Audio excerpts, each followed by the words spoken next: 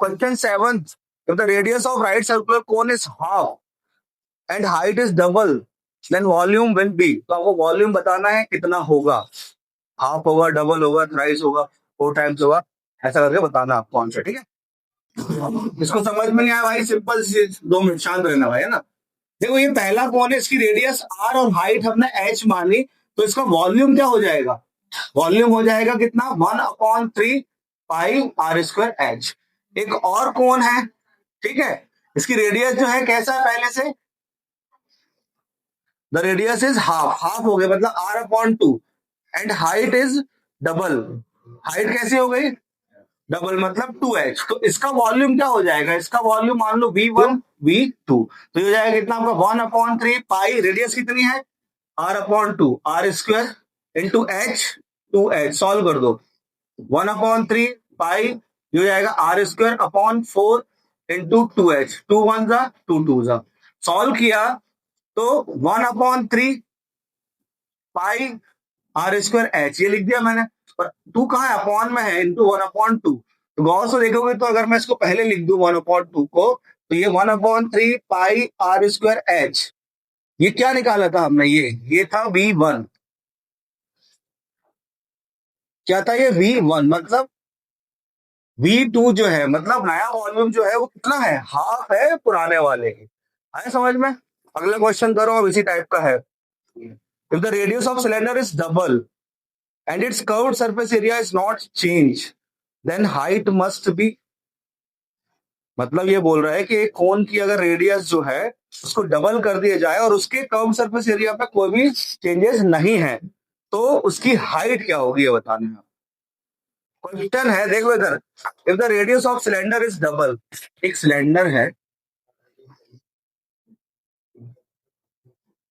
ये है इसकी रेडियस और ये है इसकी हाइट, ठीक है, तो रेडियस इसकी आर है, हाइट है एच, तो इसका कर्व सरफेस एरिया क्या है, 2 पाई आर एच हो जाएगा, क्लियर है।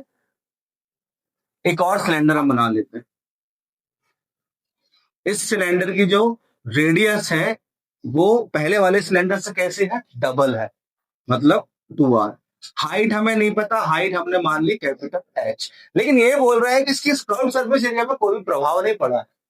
कैसा है कर्व सरफेस एरिया, सीएस से कैसा है, सीएस से लिखा ना, नो चेंज, सीएसए नहीं है, मतलब सीएस से इसको सीएसए 1 लिख देता हूं, और इसका जो सीएसए निकालेंगे अपन, सीएसए इसको मैं 2 दे देता हूं, मतलब ये सेकंड का सीएसए क्या हो जाएगा, 2 पाई, रेडियस कितनी है 2r और एच कैपिटल एच, मतलब हो जाएगा 4 पाई आर कैपिटल एच, यही हो जाएगा इसका सीएसए। तो सीएसए में क्या कोई भी प्रभाव पड़ रहा है, सीएसए कैसा है, सेम है, मतलब C1 is equals to C2, ऐसा CSA1 is equals to CSA2, 2 pi R H, ये है surface curve surface area first का, कर्व सरफेस फर्स्ट का, और इसका क्या है 4 पाई आर कैपिटल एच। देखो भाई, पाई से पाई कट, आर से R cut, 2h is equals to 4h, 2 1 जा 2 2 जा, हमें निकालना है नया h, कैपिटल H, ये निकालना है, तो इसको 2 इधर भेजना पड़ेगा, तो आएगा क्या, मतलब जो नया हाइट रहेगा वो कैसा होगा, हाफ होगा, नहीं आया समझ में अभी भी। Cylinder and right circular cone having, एक सिलेंडर है और एक कोन है, इतना तो समझ में आया था क्वेश्चन में आपको। अब आपसे क्या बोल रहा है, cylinder and right circular cone having same base and same height, मतलब बेस अगर सेम है तो दोनों की रेडियस कैसी होगी, सेम, और हाइट कैसी है, सेम है, मतलब इसकी हाइट h लेंगे तो इसकी हाइट क्या लेना पड़ेगा हमें, h। और आगे क्या बोल रहा है, the volume of cylinder is how many times volume of cone, volume of cylinder, volume of कोन के कितने टाइम्स है ये बताना है, तो वॉल्यूम ऑफ सिलेंडर क्या हो जाएगा, वॉल्यूम ऑफ सिलेंडर क्या होता है, volume of cylinder pi R square H, volume of cone क्या होता है 1/3 पाई आर स्क्वायर एच। आप सिंपल सा ये देखो, volume of cone is equal to 1/3 pi R square H, यही दिया है। पाई आर स्क्वायर एच क्या होता है, पाई आर स्क्वायर होता है volume of cylinder volume of cylinder, मतलब वॉल्यूम ऑफ कोन कितना आ गया यहाँ पर, 1/3 टाइम्स वॉल्यूम ऑफ सिलेंडर, खत्म। भैया इक्वल क्यों नहीं करेंगे, तो ना क्वेश्चन में दिया है कि इक्वल है दोनों के वॉल्यूम। एक सिलेंडर है, इसकी रेडियस r और हाइट हमने कितनी मान ली h, मतलब इसका वॉल्यूम V1 कितना हो जाएगा, पाई r स्क्वायर h। एक और सिलेंडर है, ठीक है, क्वेश्चन बोल रहा है the radius of cylinder is double, height is half, then volume will be. Radius कैसी हो गई इसकी, डबल, मतलब 2r। हाइट कैसी हो गई, h/2, तो इसका वॉल्यूम क्या हो जाएगा, V2 पाई, भैया भैया भैया पाई रेडियस है 2r का स्क्वायर इंटू h/2, सॉल्व कर दो। पाई जो आएगा 2 2 4, r स्क्वायर इंटू h/2, 2 2 2 आगे लिख दो, क्या बचा, पाई r स्क्वायर h। गौर से देखोगे तो पाई r स्क्वायर h किसकी वैल्यू है, V1 की वैल्यू है, तो V2 मतलब volume of this cylinder is double the volume of first cylinder. कोई दिक्कत, समझ गया।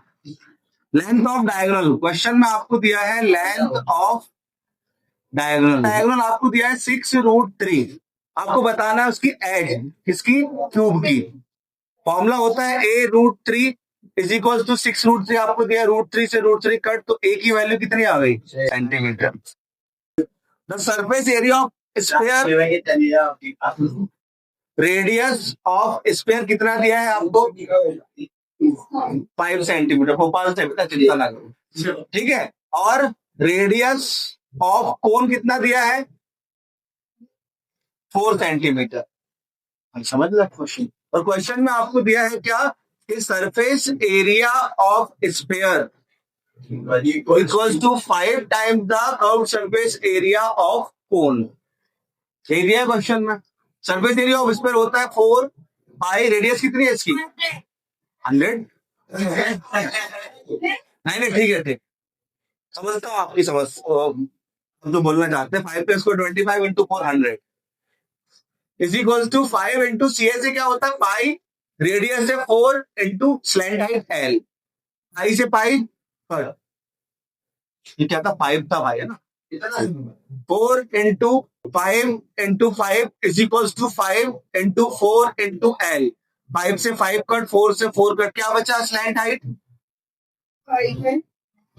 तो स्लैंट हाइट आ गई, अब आपको हाइट निकालना है, तो L square is equal to होता है R H square plus R square, ये लिख देता हूँ।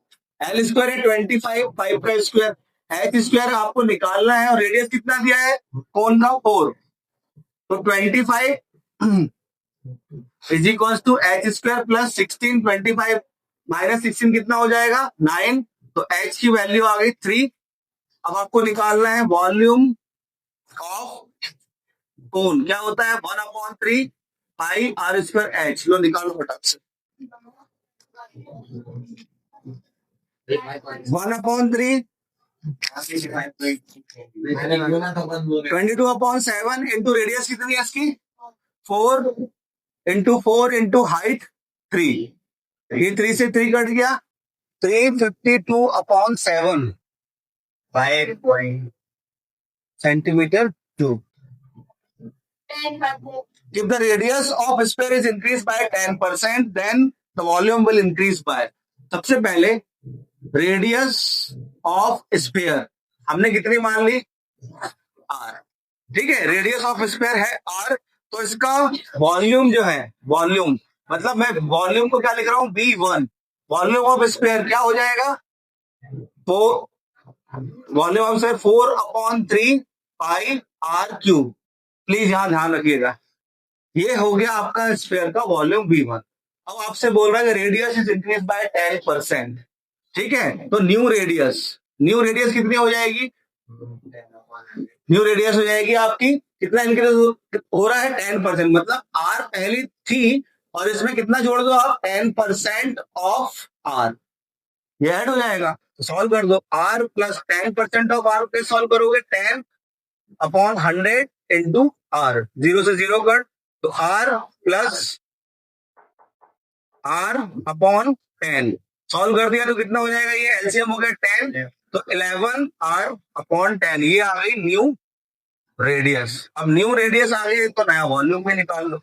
तो न्यू वॉल्यूम मतलब V2 क्या हो जाएगा 4/3 πr3। आर मतलब 1/10 का क्यूब।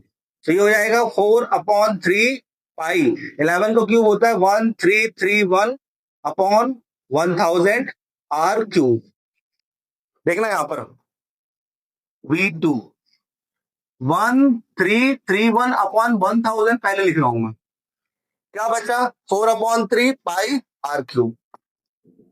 4/3 πr³। ये क्या है 4/3 πr³ V1 volume of first sphere. तो V2 is equal to 1331/1000 V1। समझ में आई ये चीज। अब निकालना है वॉल्यूम। तो वॉल्यूम इंक्रीज निकालना है कितना परसेंट हुआ। तो परसेंट इंक्रीज कैसे निकालते हैं परसेंट, किसी को कुछ फॉर्मूला याद है क्या। सबसे पहले तो वॉल्यूम कितना बड़ा वो निकाल लो। कैसे निकालोगे, कितना बड़ा कैसे निकालोगे, जो V2 है उसमें से क्या माइनस कर दोगे आप V1। अपॉन में क्या आएगा किससे बड़ा। किससे बड़ा मतलब ये V2 जो है ये इतना इंक्रीज हुआ वो किससे हुआ है, वो V1 से हुआ है। तो अपॉन में क्या आ जाएगा V1 इंटू क्या कर दो 100। V2 की वैल्यू कितनी है 4/3 sorry 1331/1000 1331/1000 V1 minus V1 whole upon V1 into 100। तो सॉल्व कर दो भाई। ये वैल्यू V2 की क्या है 1331/1000 V1 यही है पूरी वैल्यू। इन दोनों में आप देखोगे तो क्या है गौर से एलसीएम ले लो आप। कितना हो जाएगा एलसीएम 1000 एलसीएम हो गया ऊपर तो नीचे सॉरी नीचे एलसीएम कितना हो गया यहाँ पर 1000 तो ऊपर क्या बचेगा 1331 V1 minus 1000 V1 whole upon कितना है V1 इंटू 100 माइनस कर दो कितना आ जाएगा 331 ऊपर 1331 V1 माइनस 1000 V1 कितना आ गया 331 V1 अपॉन 1000 और 1000 जो है वो डिनोमिनेटर में चला जाएगा तो V1 के मल्टीप्लायर में हो जाएगा इंटू V1 इंटू 100। V1 से V1 कट 20 से 20 कट खिसक दे तो 30 कितना आ जाएगा 3.1% इंक्रीज होगा भाई।